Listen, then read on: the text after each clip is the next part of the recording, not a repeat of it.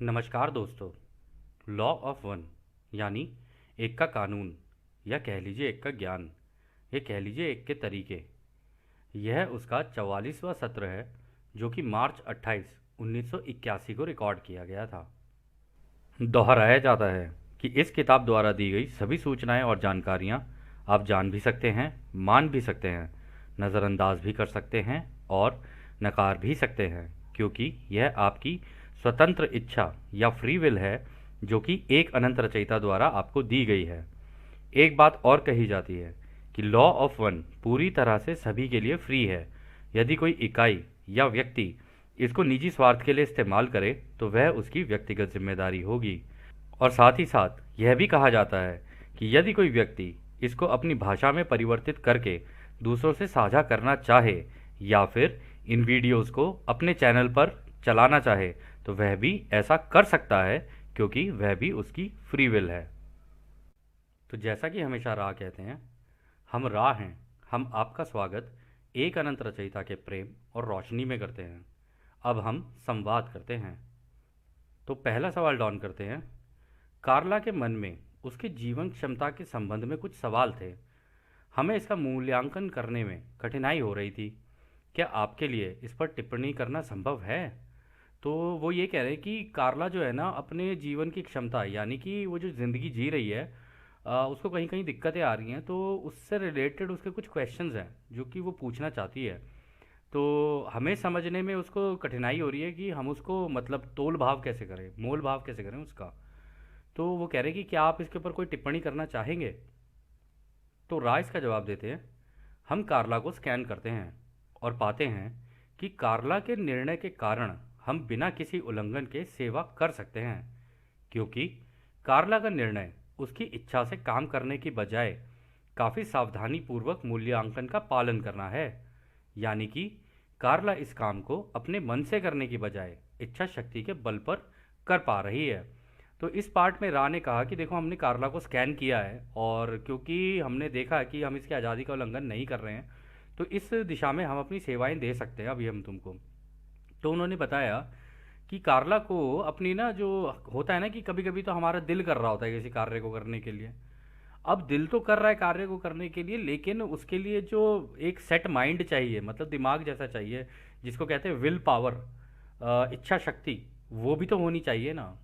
तो वो यही कह रहे हैं कि उसको हम लोगों ने जिस तरीके से मूल्यांकन किया है इस बात का, हम ये देख रहे हैं कि ये मन से चीज़ें कर रही है और साथ में इच्छा शक्ति भी का भी इस्तेमाल कर रही है। तो ये दोनों चीज़ें इसके लिए थोड़ी सी बेनिफिशियल लग रही हैं हम लोगों को यहाँ पे, थोड़ा उसके मतलब उसके लिए बेनिफिट हो रहा है इससे। फिर वो आगे कहते हैं, हमें आश्चर्य है कि इस दौरान जब रोज़ इतने भीषण समय में नेगेटिव प्रभाव हस्तक्षेप कर रहे थे, तब भी हमारा संपर्क बनाए रखने में आप सक्षम रहे। प्रेम क्रियाओं के कारण कार्ला को अतिरिक्त ऊर्जाएं मिली हैं, जो उसे आगे बढ़ने में मदद कर रही हैं। हालांकि इस कार्य में ऐसा नहीं है, और इसलिए कार्ला की इच्छा शक्ति उसके शरीर को चला रही है। कार्ला की इस सेवा के बारे में कोई राय नहीं है। इसकी इच्छा शक्ति इस सेवा को करने के लिए बहुत तीव्र है। ये काफ़ी केंद्रीय और मूल्यवान है। ऐसा करने पर साधन के शारीरिक परिसर में गंभीर विकृति पैदा हो सकती है। तो राय ये कह रहे हैं कि पहली बात तो हम खुद सरप्राइज हैं, हमें खुद आश्चर्य हो रहा है कि ओराइन ग्रुप द्वारा तुम लोगों के ऊपर इतने नेगेटिव अटैक हो रहे हैं, साइकिक अटैक्स बोलते हैं दोस्तों इनको। इतने साइकिक अटैक्स हो रहे हैं, उसके बावजूद तुमने हम लोगों के साथ ही संपर्क बनाने में मतलब पूरी अपनी इच्छा शक्ति का इस्तेमाल किया है। और क्योंकि प्रेम क्रिया के कारण, मतलब जो कार्ला के बीच और जो भी उसके पार्टनर हैं उनके बीच जो प्रेम क्रिया की जो वो है ना एक्टिविटी, उसके कारण भी उसको काफ़ी ऊर्जाएं मिल रही हैं, जिससे उसे आगे बढ़ने में मदद भी मिल रही है। फिर वो आगे ये कहते हैं कि कार्ला की इच्छा शक्ति ही है जो इस वक्त इस कार्य को चला रही है, लेकिन इस केस में, मतलब आज के सत्र के केस में ऐसा नहीं हो पा रहा है, कुछ दिक्कतें आ रही हैं। और वो आगे भी वो कहते हैं हमारी कोई राय तो नहीं है इसके लिए, लेकिन हाँ, इच्छा शक्ति जो है ना इसकी बहुत ज़्यादा तीव्र है, और ये काफ़ी सेंट्रल भी है और यूज़फुल भी है, मूल्यवान भी है। फिर वो कह रहे हैं कि लेकिन ऐसा करने से क्या होता है ना, कि कभी कभी ऐसा होता है कि मन नहीं होता, लेकिन आप ज़बरदस्ती करे चले जा रहे हो अपने आप के साथ। तो कह रहे उस केस में थोड़ी सी प्रॉब्लम्स हो सकती हैं कि उसके शरीर में कहीं दिक्कतें हो जाएं। फिर वो आगे कहते हैं, हम ध्यान दे रहे हैं और बताना चाहते हैं कि इस सेवा को करने के लिए शहीद होने की सोच रखना मददगार नहीं होगा। हम कार्ला से उसके इन विचारों की जांच करने, राय बनाने और उनके संभावित सत्य को पहचानने के लिए कहेंगे। और अगर फिर भी कार्ला इसे सच मानती है तो हम सुझाव देते हैं कि कार्ला ये फैसला करने का अधिकार अपने समूह को जारी कर दे, जिनका संतुलन कार्ला से कहीं अधिक संतुलित है। परिणाम की अपेक्षा या लगाव के बिना निर्णय लेना चाहिए। हम उम्मीद करते हैं कि कार्ला के द्वारा लंबे समय तक ये संपर्क जारी रखना कार्ला का समझदार यानी मैच्योर होकर अपने समूह की सहायता को स्वीकार करना और दूसरों की सेवा के लिए एक सक्षम वायबल यंत्र बने रहने पर निर्भर करता है। तो दोस्तों, इस पार्ट में उन्होंने पहले कहा कि देखो, कार्ला की इच्छा पता है किस तरीके की हो रही थी कि चाहे इस कार्य को करने के लिए मैं मर ही क्यों ना जाऊं, लेकिन मैं इसे करूंगी ज़रूर, क्योंकि ये इन्फॉर्मेशन धरती के लोगों के लिए बहुत ज़रूरी है। तो वो इसी दिशा में निकल गई। लेकिन रा ने कहा कि देखो, कार्ला को हम कहेंगे एक बार अपनी जो सोच है ना उसके ऊपर ज़रा दोबारा बैठे और सोचे और राय बनाए और इसके अंदर का जो सत्य है उसको पहचानने की कोशिश करें कि ये ज़रूरी नहीं है कि आप इस कार्य को करते हुए अपने आप को शहीद कर लो, ठीक है। और अगर तुम्हें ऐसा तब भी लगता है कि तुम सच ऐसा लगता है कि हाँ इस शहीदी वाले लेवल पे निकल जाना चाहिए, तो हम तो यही कहेंगे कि जो बाकी लोग हैं ग्रुप में, जैसे जिम है, डॉन है, और भी लोग ज्वाइन करते रहते हैं, उनसे एक बार इस बात को ज़रा डिस्कस करें, बात तो करें कि भाई मेरे अंदर से इस तरीके की फीलिंग्स आ रही हैं मुझे। तो आगे वो कहते हैं कि देखो, कोई भी चीज़ करने के लिए ना आप ये मतलब अपेक्षा एक तो ये करना कि भाई इसके लिए मुझे कुछ मिलेगा, और दूसरा किसी चीज़ से लगाव लगाए बिना तब निर्णय लेना चाहिए किसी भी व्यक्ति को, एक संतुलित व्यक्ति को। और वो उन्होंने ये भी कहा कि देखो, डॉन हो गए, जिम हो गए, ये लोग तुमसे ज़्यादा संतुलित है इस वक्त, क्योंकि तुम तो ठीक है ट्रांस की स्टेट में चली गई, तुम तो समाधि की स्टेट में चली जाती हो, तुम ये कर भी लेती हो, दिल की भी बहुत वो हो दूसरों के लिए, मतलब अपने आप को समर्पित करने वाली। लेकिन उनको देखो ना, उनके पास संतुलन है, वो इसमें उस हद तक नहीं जा रहे हैं कि अपने अपनी मृत्यु को ही ले लें, है ना। तो ऐसा नहीं होना चाहिए। और फिर वो कहते हैं हम उम्मीद करते हैं कि कार्ला के द्वारा लंबे समय तक संपर्क जारी रखना कार्ला की समझदारी पर है। और आगे भी फिर वो ये कहते हैं कि समूह की सहायता को स्वीकार करना और दूसरों की सेवा करने के लिए सक्षम वायबल यंत्र बने रहने पर निर्भर करता है। ये तो वो कहते हैं कि कार्ला को ये सोचना चाहिए कि मैं एक यंत्र की तरह काम कर रही हूँ, तो मेरा काम है कि मैं डॉन और जिम को अपना सपोर्ट करूँ, ना कि मृत्यु के रास्ते पर निकल जाऊँ। तो ये भी तो एक तरीके से वो अपने दोस्तों की सेवा ही दे रही है ना अपने द्वारा। तो अगर वो इस तरीके से सोचेगी ना तो चीज़ें ज़्यादा बेहतर रहेंगी उसके लिए। और दोस्तों, ये जो जवाब है कितना संतुलित जवाब है कि यार मृत्यु पर थोड़ी ना निकलना है किसी के लिए। सेवा दे रहे हो, जितनी दे सकते हो उतनी करो ना, जरूर से ज़्यादा करने की ज़रूरत क्या है। और देखो कि तुम, ये भी ज़रूरी नहीं है कि तुम पूरी धरती के लोगों की सेवा के लिए निकल जाओ और अपने आप को मृत्यु दान दे दो अपना, उसका भी कोई फ़ायदा नहीं है। आप तो मर जाओगे लेकिन दूसरों को कोई फ़र्क नहीं पड़ने वाला उस चीज़ से। तो आप जितना कर सकते हो उतना ही करो, वही सही है। और जितने आप आसपास के लोगों का कर पाते हो ना, उसमें ही अपने आप को संतुष्टि रखनी चाहिए कि हाँ इतना हो गया। हालांकि दूसरों लोगों के मन में होता है कि मैं और ज़्यादा से ज़्यादा लोगों के लिए करूँ, परंतु अगर कहीं पर थोड़े से झटके लग रहे हैं, थोड़ा सा रुकना पड़ रहा है, तो रुक कर कोई बात नहीं, रिलैक्स होकर फिर दोबारा शुरू कर लो, इसमें कोई दिक्कत नहीं है। फिर आगे रहा कहते हैं हम डॉन को धन्यवाद देना चाहते हैं क्योंकि उन्होंने हमें इस विषय पर बोलने की अनुमति दी, क्योंकि हम उन विकृतियों के बारे में जानते थे जहां इकाई की सेवा करने की इच्छा तो है, पर वह अपने शरीर की कमियों को नियंत्रित नहीं कर सकती है। तो यहाँ पर उन्होंने बोला हम डॉन के को बड़े थैंकफुल है क्योंकि एटलीस्ट हमें अलाउ तो किया ये बात करने के लिए कि हम जानते हैं कि कार्ला के अंदर क्या क्या प्रॉब्लम्स चल रही हैं अच्छे से। हालांकि उसका वो जो दूसरों की सेवा वाला झुकाव है, उसकी इच्छा तो है, पर उसे ये भी तो देखना चाहिए ना कि उसके शरीर में कई दिक्कतें आ रही हैं। कई बार ऐसा होता है कि आपके शरीर में प्रॉब्लम हो रही है, आपको बुखार हो रहा है, आपकी तबीयत खराब हो रही है, गले में दर्द है, ये सारी चीज़ें हैं, और आप लगे पड़े हो दूसरों की सेवा करने के लिए। तो ऐसे नहीं होना चाहिए, अपना ध्यान भी रखना ज़रूरी होता है। और वो भी इसलिए ज़रूरी होता है कि अगर आप ही ठीक नहीं हो तो आप दूसरों की सेवा कैसे कर पाओगे। जब तुम नहीं तो जग नहीं, ये भी तो सोचने वाली बात है ना। तो खैर, अगला सवाल डॉन करते हैं, क्या आप इस संपर्क को जितना आवश्यक है उतनी जल्दी समाप्त कर सकते हैं, क्योंकि इस समय हमें कार्ला की जीवन क्षमता वाइटैलिटी के बारे में पता नहीं है। तो अच्छा उन्होंने सवाल कर दिया। उन्होंने कहा कि आप जितना जल्दी हो सके ना इस सत्र को क्लोज कर देना, ताकि क्योंकि हमें तो अंदाज़ा नहीं कि कार्ला के अंदर कहाँ पे क्या दिक्कत चल रही है। तो अगर आपको लगे कि हाँ इसे समाप्त करना है तो आप इमीडिएटली उस टाइम पे इसको बंद कर देना। तो रा कहते हैं, आपके बोलने के तरीके में हमारे हाथ कुछ हद तक बंधे हुए हैं। कार्ला ने अपनी आंतरिक ऊर्जाओं को सुरक्षित रखा है, जो उसने प्रेम क्रिया से प्राप्त की हैं। इसलिए यह हमारा सम्मान और कर्तव्य है कि हम इन ऊर्जाओं का हमारी क्षमता के अनुसार उपयोग करें। जब यह कम हो जाएगा तो हम निश्चित रूप से हमेशा की तरह कार्य को समाप्त करने की आवश्यकता को व्यक्त कर देंगे। किसी भी कीमत पर सेवा के इस कार्य को टालने का एकमात्र तरीका यह है कि इस कार्य को रोक दिया जाए। यह एक दुविधा है।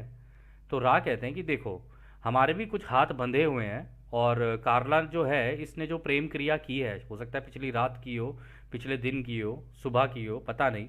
तो वो कह रहे हैं कि उसकी वजह से इसके अंदर जो ऊर्जाएं हैं ना, हम उसका ढंग से इस्तेमाल कर पा रहे हैं, और हम कोशिश करेंगे कि उसका अच्छे से उपयोग करें।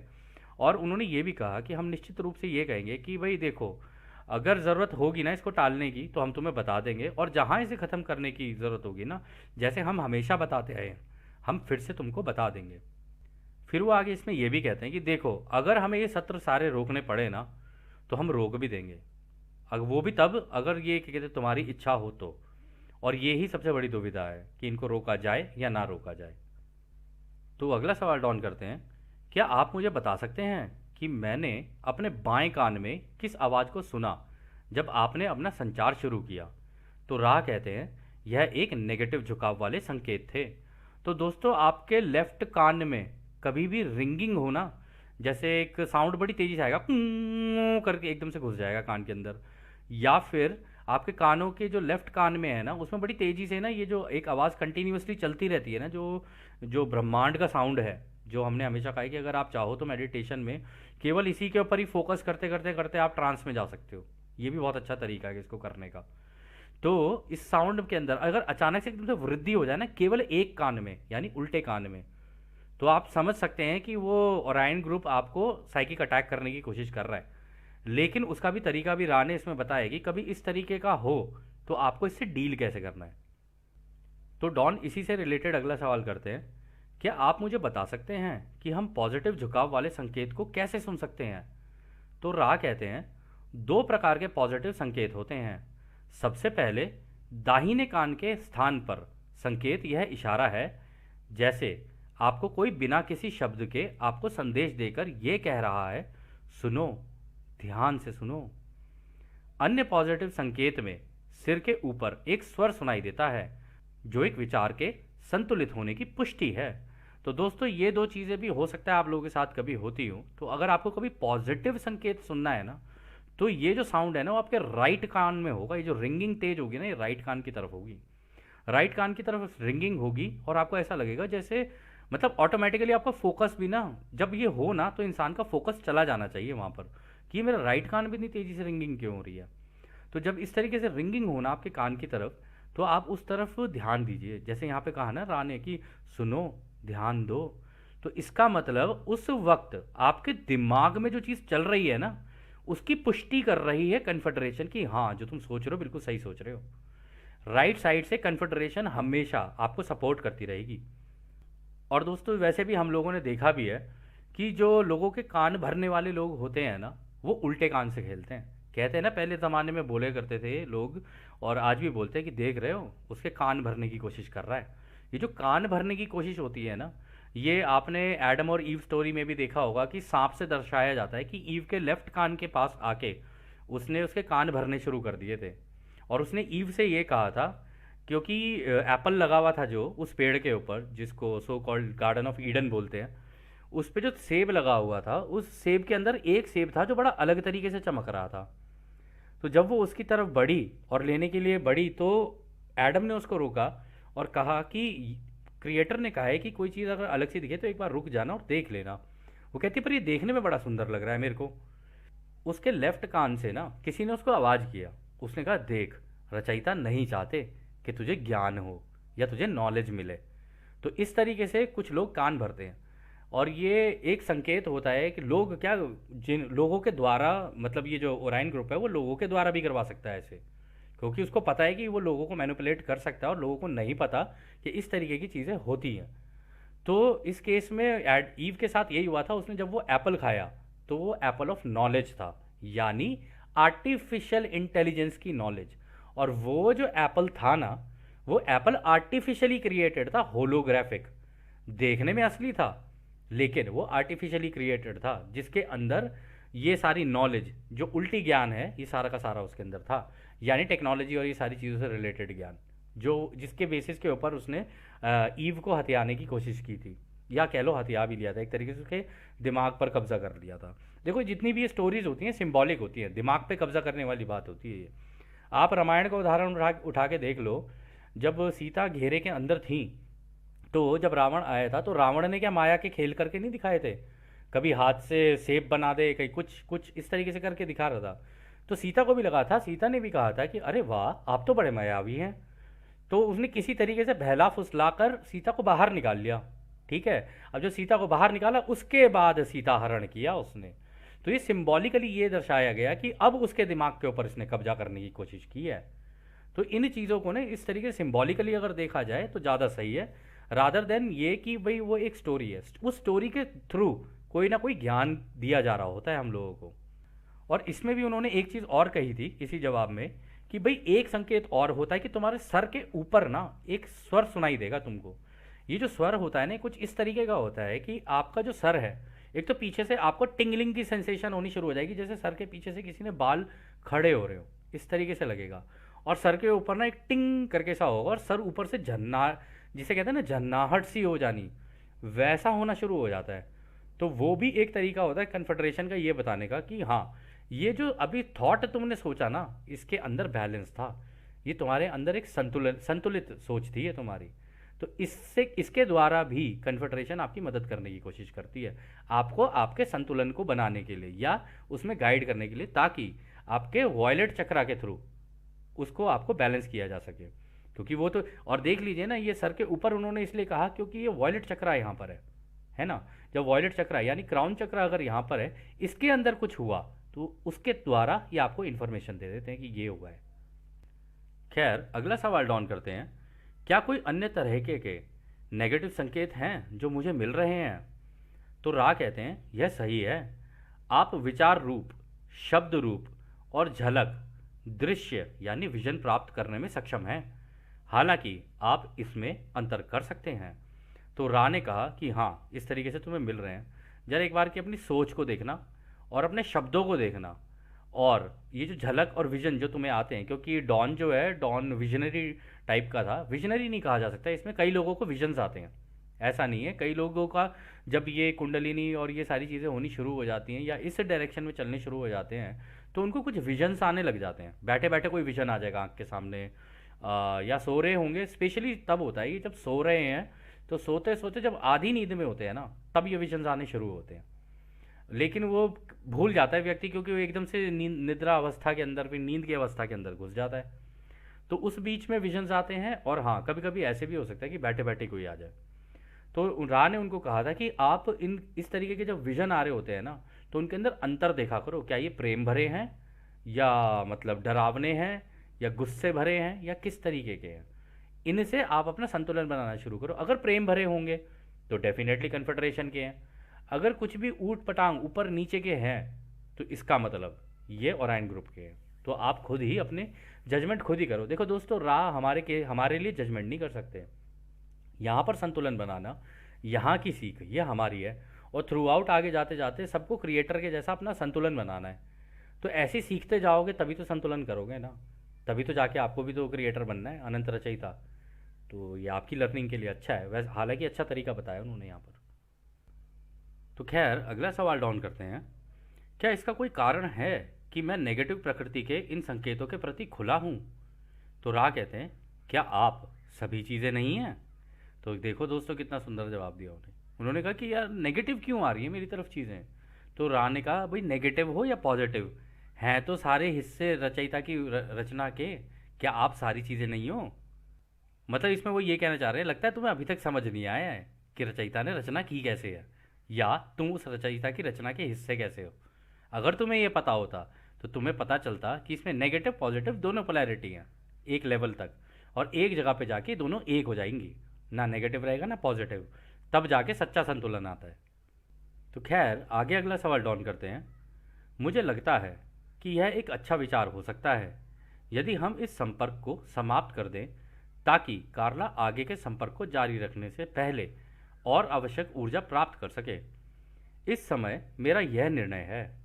मैं संपर्क तो जारी रखना चाहता हूँ, लेकिन मुझे ऐसा लगता है कि कार्ला को और अधिक ऊर्जा का उपयोग करना चाहिए या नहीं। हालांकि मैं कार्ला के ऊर्जा के स्तर को नहीं बता सकता। तो यहाँ पर डॉन ने बोला कि मुझे ऐसा लग रहा है, ये मेरा निर्णय है कि हम लोगों को ये सेशन अभी रोक देना चाहिए, सत्र यहीं रोक देना चाहिए, क्योंकि मुझे अंदर तो पता नहीं कि कार्ला के क्या चल रहा है, उसकी ऊर्जाओं के अंदर क्या चल रहा है, उसके चक्रों के अंदर क्या चल रहा है, ये तो आप ही जानते हो। कहते कि आगे के सत्र हो सकें, इसलिए मैं सोच रहा हूँ इस सत्र को यहीं पे रोक देते हैं, इससे पहले कि कार्ला को कुछ हो। दोस्तों, वैसे इस सवाल के अंदर एक बड़ी इंपॉर्टेंट चीज़ है कि कई लोग ना मेडिटेटिव स्टेट के अंदर ये सोचते हैं कि मेरे पास जो जानकारी आ रही है ना, वो सारी अच्छी आ रही है, या ये सारी जानकारियाँ ही हैं। उनको पता नहीं चल पाता है कि ये ओराइन ग्रुप जानकारियाँ दे रहा है या ये कन्फेडरेशन की तरफ से जानकारियाँ आ रही हैं। तो ये केवल वो ही व्यक्ति जान सकता है जिसको एक का कानून या उसके तरीके पता हों। उन जिसको तरीके पता हों या उनको ये पता हो कि महासंघ की फ़िलॉसफ़ी क्या है। जब वो उस फिलॉसफी को जान लेगा ना, तो वो संतुलन बना सकता है अपना। अगर उसने संतुलन बना लिया तो कभी भी इस तरीके की इन्फॉर्मेशन पे ध्यान ही नहीं देगा, वो उसको नकारात्मक समझ के उसको वही करता रहेगा, निगलेक्ट करता रहेगा। मुझे चाहिए ही नहीं ऐसी इन्फॉर्मेशन, मुझे चाहिए ही नहीं। हम तुम्हारा भी स्वागत अनंत रचयिता के प्रेम और रोशनी में करते हैं, ऐसे ही उनको बुला लेगा और ऐसे ही कर देगा उनके साथ, क्योंकि वो तो डरते हैं रोशनी से, वो तो अंधेरे के राजकुमार हैं सारे के सारे। खैर, इसका जवाब रा देते हैं। हम उस सवाल का भी जवाब दे रहे हैं जो आपने नहीं पूछा है, हालांकि यह सबसे प्रमुख है, और इसलिए हम इस उल्लंघन के लिए आपसे माफ़ी मांगते हैं। कार्ला की वो सारी ऊर्जा समाप्त हो गई है जो उसने केवल इसी सेवा के उद्देश्य के लिए समर्पित की थी। आप जैसा चाहें वैसा कर सकते हैं, लेकिन यह संपर्क के लिए कार्ला ने जो तैयारी की थी उसकी प्रकृति ही एकमात्र कारण है कि हमें इसका इस्तेमाल करना चाहिए। तो दोस्तों, यहाँ पर उन्होंने कहा कि पहली बात तो हम आपसे माफ़ी मांगते हैं कि हम आपकी आज़ादी का उल्लंघन कर रहे हैं, और जो जानकारी आपने मांगी भी नहीं है, हम उससे भी ज़रूरत से ज़्यादा जानकारी आपको दे रहे हैं। तो दोस्तों, हमेशा ही एक संतुलित, या कह लो जिसको आज़ादी के कानून का पता है ना, वो आपको उतनी ही जानकारी देगा जितनी की ज़रूरत है। आपने जितना पूछा उतना आपने उस, या कह लो जितना किसी ने आपसे पूछा उतना ही आपने उसको जवाब दिया, ख़त्म कहानी। वो उससे आगे नहीं पूछ रहा है तो नहीं पूछ रहा है, उसको वहीं पे उसकी हालत पे छोड़ देना चाहिए। फिर इस जवाब में उन्होंने आगे ये भी कहा है कि जो कार्ला है ना, इसकी जो आज के सत्र के लिए जो उसने ऊर्जा अपने लिए बचा के रखी थी ना, वो ख़त्म हो गई है। लेकिन यहाँ पर उन्होंने कहा उसकी एक प्रकृति है जिसकी वजह से हमें इसका इस्तेमाल करना चाहिए, इस ऊर्जा का। और वो जो प्रकृति है ना, वो है उसकी विल। मतलब चाहे ऊर्जा उसकी नीचे जा रही है, लेकिन उसके अंदर की जो विल है, जो इच्छा शक्ति है ना, उसके कारण यह हल्की सी बैलेंस हुई पड़ी है और उठी हुई है, मतलब ऊर्जा ऊपर है। तो उसका चाहे तो इस्तेमाल किया जा सकता है इसी सत्र के लिए। तो डॉन अगला सवाल करते हैं। मुझे यकीन नहीं है कि मैं आपको पूरी तरह से समझ पाया हूँ। क्या आप इसे थोड़ा अलग तरीके से कह सकते हैं? क्या पूरी तरह से समझा सकते हैं? तो रा कहते हैं, इस कार्य में आप में से प्रत्येक ने सचेत रूप से अपने आप को समर्पित किया है, जिसे दूसरों की सेवा के लिए अब अनुभव किया जा रहा है। कार्ला ने चैनलिंग के साथ लंबे अनुभव के माध्यम से इस समर्पण को शुद्ध किया है, जिसे आप महासंघ की फिलॉसफी कहते हैं। इस प्रकार जब हमने पहली बार कार्ला से संपर्क किया तो इसने न केवल दूसरों की सेवा के लिए, बल्कि इस तरह के संपर्क द्वारा सेवा के लिए अपने अस्तित्व की पेशकश की थी। तो यहाँ पर देखो दोस्तों, रा ने बड़ी अच्छी बात कही। देखो, रा ने उनको कहा कि देखो, एक तो आप लोग सारे जितने भी हो ना, दूसरों की सेवा के लिए समर्पित हो, और इस अनुभव को इस वक्त आप ले रहे हो दूसरों की सेवा के माध्यम से, ठीक है। और उन्होंने ये भी कहा कि ये जो कार्ला है ना, ये जो है ना, इसने जो समर्पण किया है इस महासंघ की फिलॉसफी को, यानी रचयिता की फिलॉसफी को आप लोगों को बताने के लिए, मतलब जो लोग इस कार्य को सुन रहे हैं, लॉ ऑफ वन को सुन रहे हैं, कह रहे उसके लिए जो इसने ये कार्य किया ना, उसकी वजह से उसका शुद्धिकरण भी हुआ है, क्योंकि वो अब अंदर से कह लो दिमागी रूप से शुद्ध होती चली जा रही है और आत्मा के लेवल पे भी शुद्ध होती चली जा रही है। शारीरिक शुद्धिकरण नहीं कहा जा सकता है इसको आत्मा का और मन का, इसका शुद्धिकरण कहा जा सकता है इसको। और इसमें भी वो आगे कहते हैं कि इसी प्रकार जब हमने पहली बार कार्ला से संपर्क किया था ना, तो इसकी इच्छा ही ये थी कि दूसरों की सेवा के लिए काम करे वो, और इसी वजह से वो कर भी पाई है। और इसमें भी वो बोलते हैं कि तब जाके इसने अपने अस्तित्व की यानी अपनी अपनी पेशकश की थी कि हाँ, मैं इस कार्य को करना चाहती हूँ। फिर आगे वो कहते हैं, जैसे जैसे यह संपर्क विकसित हुआ है, कार्ला का यह समर्पण काफ़ी विशिष्ट हो गया है। इस प्रकार एक बार जब हमारे संपर्क के लिए कार्ला द्वारा महत्वपूर्ण ऊर्जा समर्पित होती है, यह महत्वपूर्ण ऊर्जा कार्ला के दिन प्रतिदिन के अनुभवों से खो जाती है, भले ही फिर चैनलिंग हो या ना हो। इस प्रकार हमने काम के समय को निर्धारित करके कार्ला की इच्छा शक्ति को जारी रहने पर जोर दिया है, क्योंकि यदि कार्ला संपर्क चाहती है तो ऊर्जा एकत्रित हो जाती है और इस प्रकार साधारण या मामूली कामों में व्यर्थ नहीं होती है। तो दोस्तों, यहाँ पर भी उन्होंने बड़ी अच्छी बात कही है। उन्होंने कहा कि जैसे जैसे ये हमारा संपर्क विकसित होता जा रहा है ना कार्ला के साथ, जैसे जैसे ये आगे बढ़ता जा रहा है, कह रहे उसकी वजह से ना इसका जो समर्पण है ना वो भी काफ़ी बड़े लेवल पे होता जा रहा है। ये अपने आप को और ज़्यादा समर्पित करती चली जा रही है और इसी की प्रकार ना उसके अंदर ये जो महत्वपूर्ण ऊर्जा है, इसे वाइटल एनर्जी बोलते हैं इंग्लिश में, जो किसी भी कार्य को करने के लिए एक अंदर से इच्छा शक्ति होती है ना, उसको कहते हैं वाइटल एनर्जी। कहते हैं कि वो बहुत महत्वपूर्ण है इसके अंदर। और कह रहे इसी की वजह से होता क्या है ना कभी कभी कि ये अगले दिन के सत्र के लिए वो ऊर्जा इसके अंदर होती तो है, लेकिन दिन प्रतिदिन के जो कार्य होते हैं, घर के काम हो गए, ये हो गया वो हो गया, उसकी वजह से कभी कभी नीचे चले जाते हैं। लेकिन जैसे ही अपनी इच्छा शक्ति का इस्तेमाल करती है, ये दोबारा एकदम से शूट करती है कि हाँ, अब मुझे इस कार्य को करना है, तो उसको अच्छा लगने लग जाता है। इसीलिए उस टाइम पे वो ऊर्जा सारी एक ही जगह एकत्रित हो जाती है ताकि कार्ला उसका इस्तेमाल करके इन सेशंस को दे सके। और कार्ला भी इसलिए कर रही थी दोस्तों ये, क्योंकि ये जब इन्फॉर्मेशन आ रही थी, खैर आप में से कई लोगों को नहीं पता होगा ये बात, कि कार्ला को बहुत टाइम तक नहीं पता था कि उसने क्या चैनल किया है, ना ही उसको ये सारी चीज़ें पढ़वाई गई थी। उसको तो पता ही नहीं था कि क्या चैनल हो रहा है, क्योंकि डॉन ने और जिम ने ये सोचा था कि अगर हमने कार्ला को ये किताबें मतलब इसके अंदर की जानकारी दी तो इसका किसी ना किसी तरीके का झुकाव बनेगा। और हमें जो जानकारी चाहिए, हमें न्यूट्रल चाहिए, यानी कि ना वो कार्ला के झुकाव की हो, ना जिम के झुकाव की, ना डॉन के झुकाव की। वो जैसी जानकारी हम लोगों को प्राप्त हो रही है महासंघ से, बस वैसी की वैसी ले लें। तो उन्होंने कार्ला को तो बताया ही नहीं था कि इस किताब के अंदर क्या चल रहा है। कार्ला ने तो इस किताब का सारा कुछ, जब बिल्कुल किताब खत्म के अंत पे पहुंच गई ना, तब जाके कार्ला को बताया गया कि हाँ, ये चैनलिंग में ये चीज़ें हैं।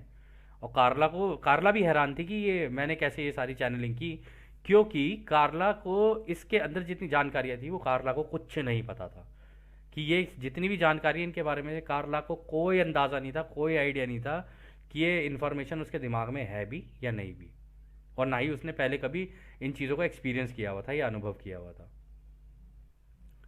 खैर दोस्तों, अगला सवाल डाउन करते हैं।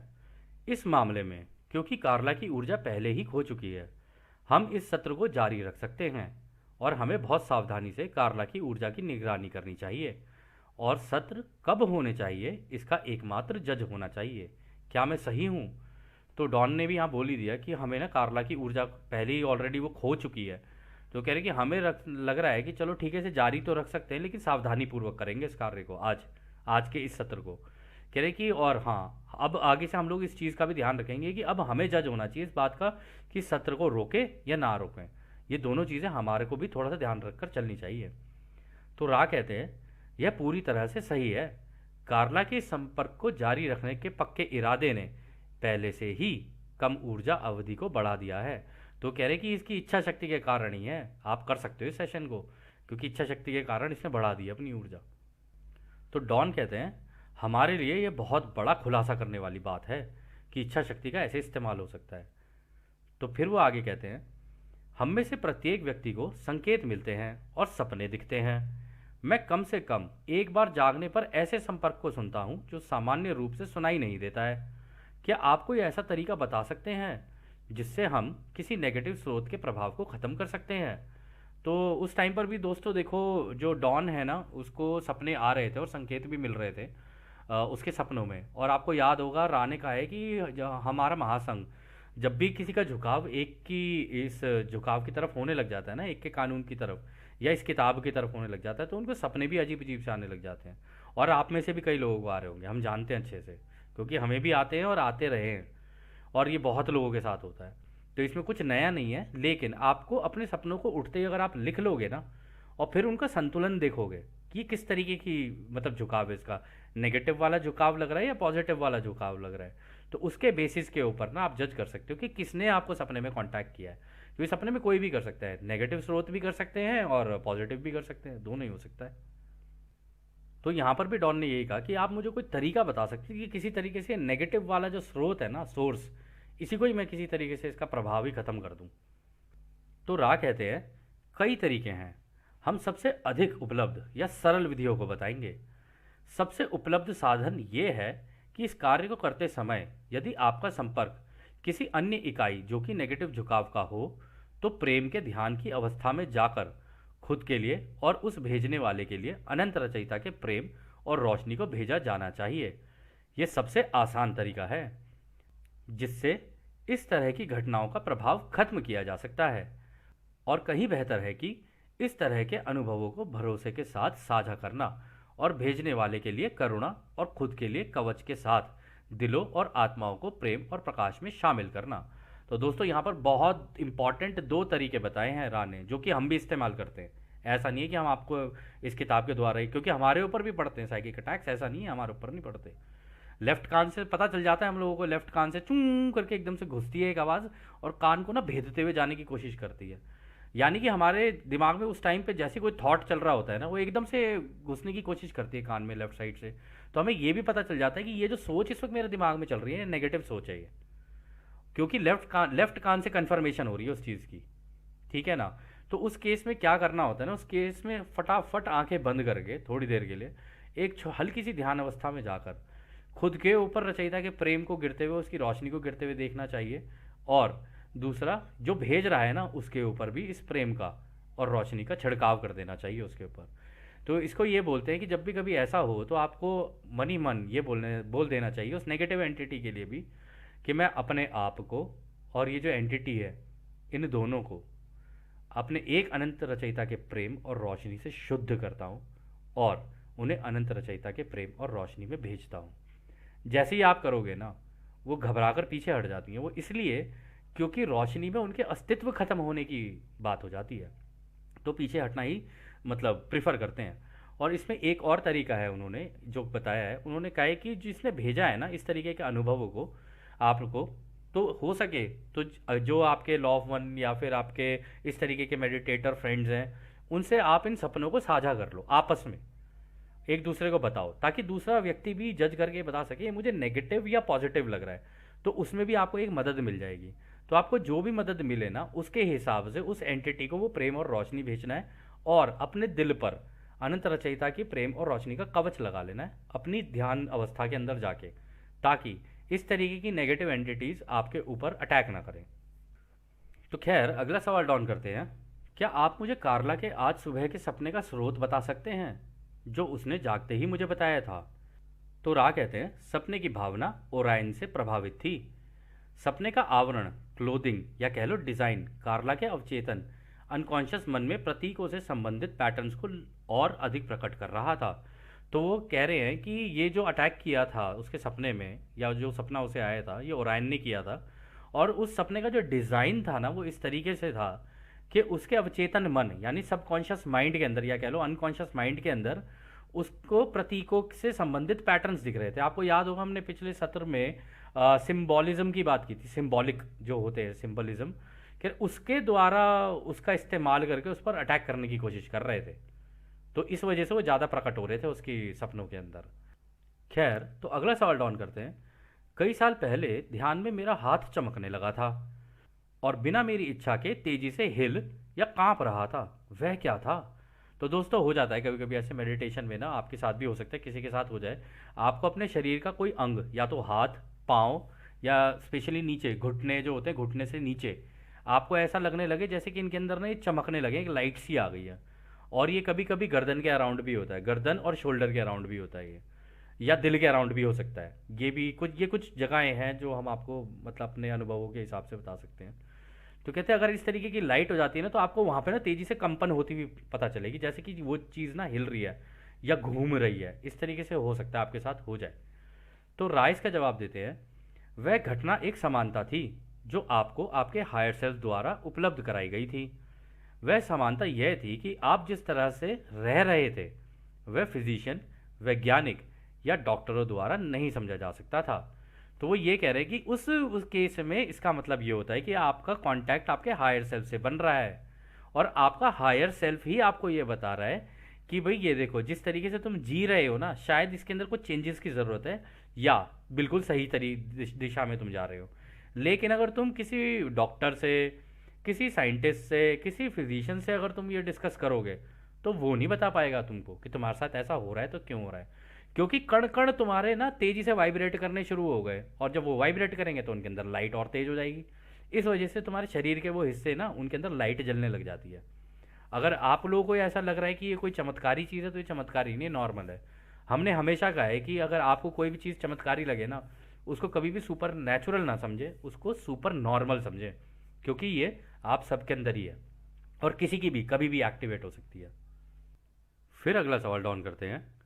इस सत्र में मैं किसी तरह के अभ्यास को प्राप्त करने की कोशिश कर रहा हूँ, ताकि हम कार्ला में अच्छे से नई ऊर्जा को भरने में सक्षम हो सकें, क्योंकि हमारे संपर्कों को बनाए रखने के लिए, ऐसा करने के लिए हम जो कुछ भी कर सकते हैं वह करना आवश्यक होगा। क्या आप हमें बता सकते हैं कि हम सबसे अच्छा प्रयास क्या कर सकते हैं, ताकि कार्ला की जीवन शक्ति को बढ़ाया जा सके और संपर्क को भी बनाए रखा जा सके। तो उन्होंने पूछ लिया कि आप हमें कोई तरीके बता सकते हैं जिससे कि हम इस संपर्क को बना के रख सकें और कार्ला की ऊर्जा को भी बरकरार रख सकें।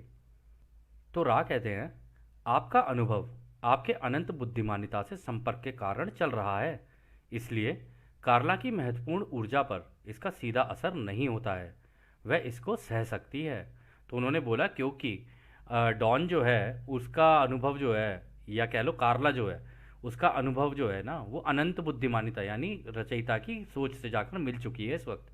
और जो राबी है वो कर रहे हैं ना, चैनलिंग कर रहे हैं, वो भी क्रिएटर के दिमाग से ही निकाल के दे रहे हैं सारी चीज़ें, सारे जवाब। तो वो कह रहे कि वो बन चुका है, अब हम तो चैनल हैं बीच में बस। तो वो कह रहे कि इसका जो ऊर्जा के ऊपर ना इसका सीधा असर नहीं होता है, इसलिए वो इसको सह सकती है। फिर वो आगे कहते हैं, हमने उन चीज़ों के बारे में पहले बात की है जो कार्ला की महत्वपूर्ण ऊर्जा में सहायता करती हैं। हर चीज़ में सुंदरता देखना, भजन गाना, ध्यान और पूजा करना, प्रेम को भी सभी के साथ खुलकर बांटना, प्रेम क्रिया भी खुलकर करना, ये चीज़ें बिल्कुल सीधे उसकी जीवन क्षमता पर कार्य करती हैं। कार्ला का झुकाव विभिन्न प्रकार के अनुभवों की प्रशंसा करना है। वह हर तरह का अनुभव लेना चाहती है। वह सबसे सीधा और छोटा रास्ता है जो जीवन में इस क्षमता को बढ़ाने में मददगार है। तो दोस्तों उन्होंने काफ़ी अच्छे अच्छे तरीके बताए। उन्होंने कहा देखो, एक तो हर चीज़ के अंदर ब्यूटी देखना, रचयिता की ब्यूटी देखना, चाहे पेड़ पौधे, दीवार, झरना, कुछ भी हो, उसके अंदर रचयिता को देखना कि वाह क्या सुंदर बनाया है। भजन गाना, आप भजन गा सकते हो।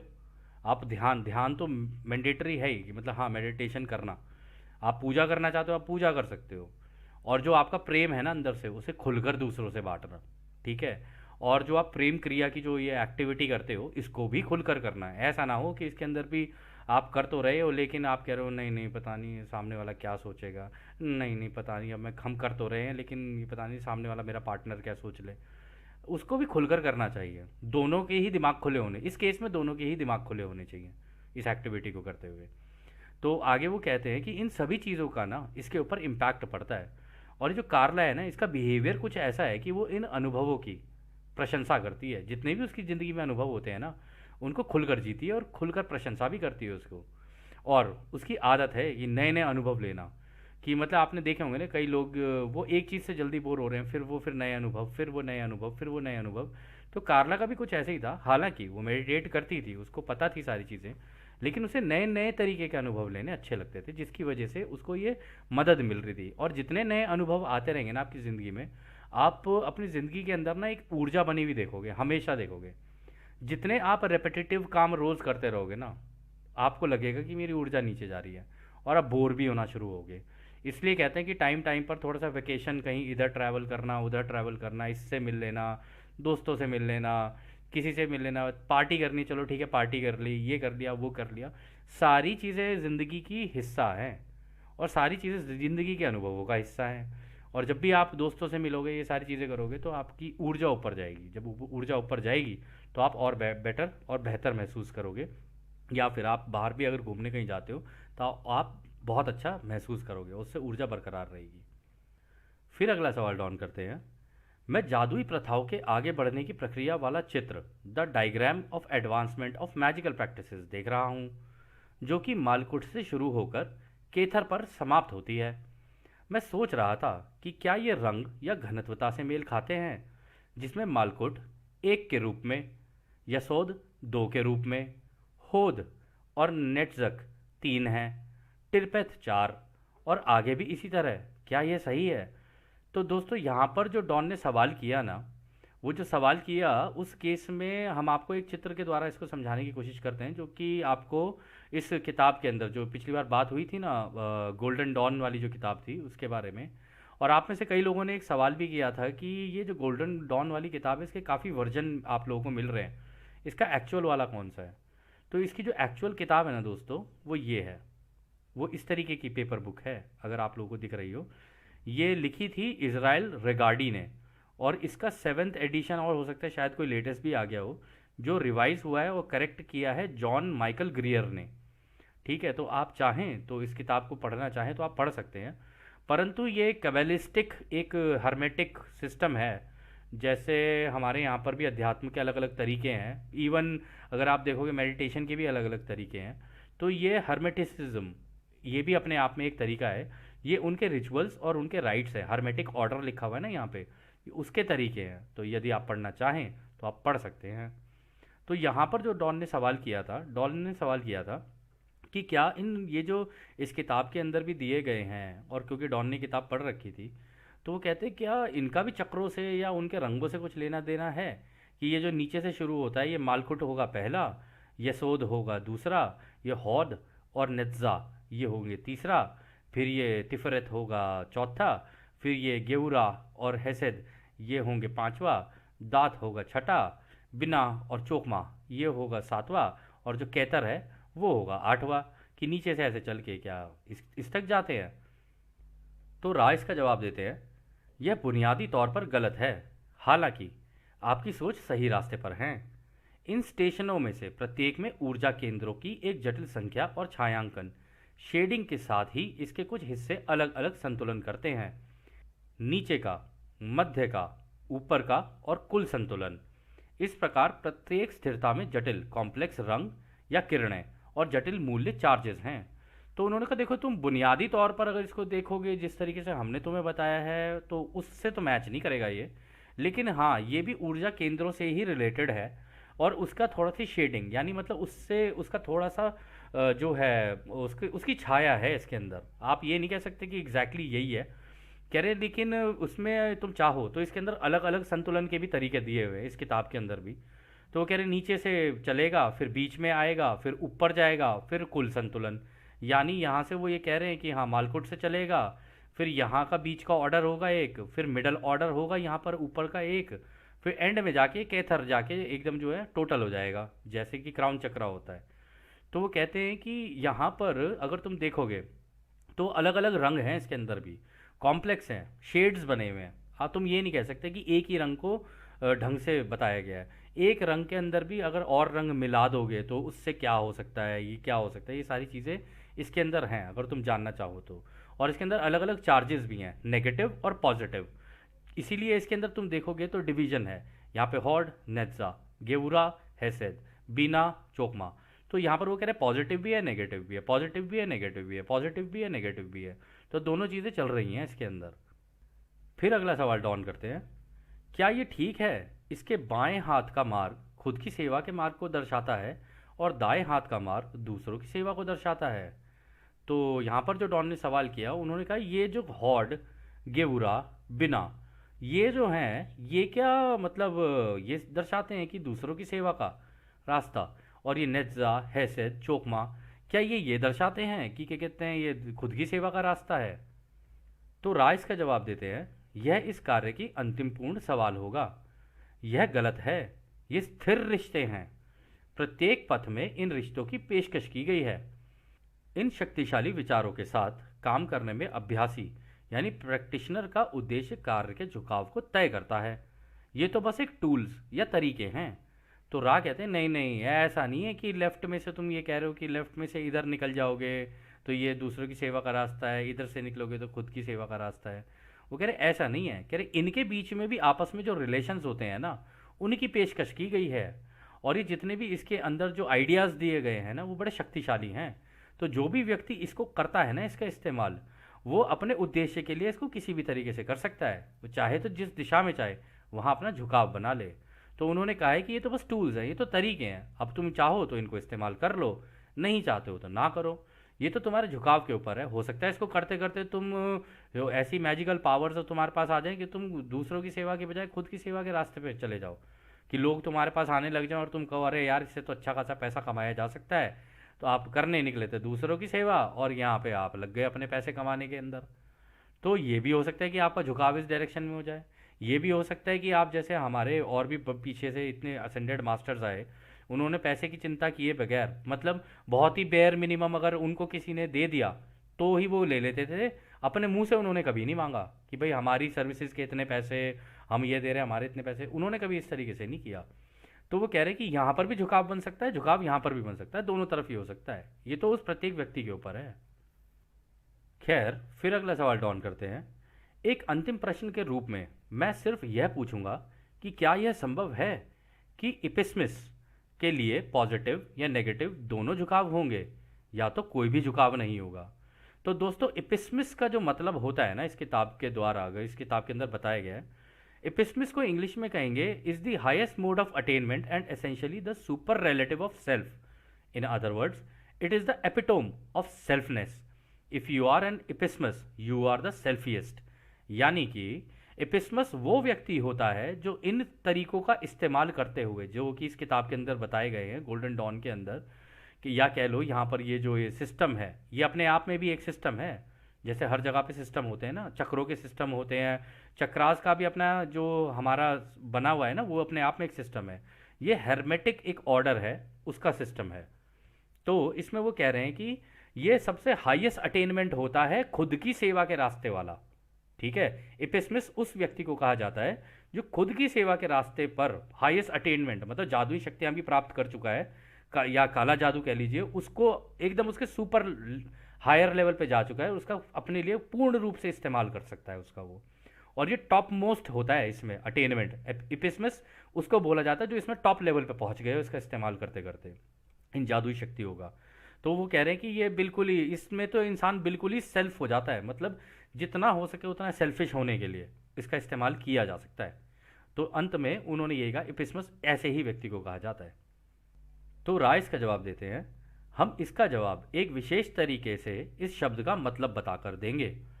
इपिस्मस वह है जिसने जीवन के वृक्ष यानी ट्री ऑफ लाइफ में दक्षता हासिल कर ली है, और वो इस कुशलता का इस्तेमाल नेगेटिव झुकाव के लिए करता है। तो दोस्तों, यहाँ पर रा ने क्लियर कर दिया है कि उसको जीवन के ट्री ऑफ लाइफ यानी उसको सारी शक्तियाँ भी प्राप्त हो गई हैं, उससे अनंत रचयिता के ज्ञान की भी प्राप्ति हो गई है, वो सारी चीज़ें कर सकता है, लेकिन नेगेटिव झुकाव के लिए करता है। वो दूसरों की सेवा के लिए नहीं, खुद की सेवा के लिए करेगा, या दूसरों को नुकसान पहुंचाने के लिए। तभी उसी व्यक्ति को एपिस्मस कहा जा सकता है। तो खैर, इस सत्र का आखिरी सवाल जो है वो डॉन करते हैं। मुझे खेद है, मैं आज मुद्दे से थोड़ा भटक गया था। मुझे लगता है कि हमने जो सबसे महत्वपूर्ण चीज़ हासिल की है वह यह जानना है कि कार्ला के सत्रों को बेहतर ढंग से कैसे नियंत्रित किया जा सकता है। और मुझे उम्मीद है कि आप कभी कभी प्रश्नों को सही ढंग से ना चुनने की मेरी अक्षमता को सहन करेंगे, क्योंकि कभी कभी ऐसा हो जाता है कि मैं क्षेत्रों की जांच करते हुए ये देखता हूँ कि क्या कोई संभावित दिशा है जहाँ हम जा सकते हैं, और एक बार प्रवेश करने के बाद मैं, फिर इसके आगे वो कुछ बोलते हैं, कुछ सुनाई नहीं देता। फिर वो कहते हैं, इसके अलावा सिर्फ यह जानना चाहता हूँ कि क्या इस सत्र में ऐसा कुछ है जो हम साधन यानी कार्ला को अधिक आरामदायक बनाने या संपर्क को बेहतर बनाने के लिए कर सकते हैं। तो रा कहते हैं, कोई गलती नहीं है, आराम से रहो हमारे दोस्तों, आप में से प्रत्येक सबसे ईमानदार है, सब ठीक है। हम आपको एक अनंत रचयिता के प्रेम और रोशनी में छोड़ रहे हैं, इसलिए एक अनंत रचयिता की शक्ति और शांति में आनंदित होते हुए आगे बढ़ें। हम राह हैं आड़ने। तो दोस्तों, यह सत्र भी अब यहीं समाप्त होता है, और जैसे कि रा ने अभी कहा, अब हम भी आपको उस एक अनंत रचयिता के प्रेम, उसकी रोशनी उसकी शक्ति और उसकी शांति में छोड़कर चलते हैं। आद ने हमारे दोस्तों, आद ने वासु। धन्यवाद।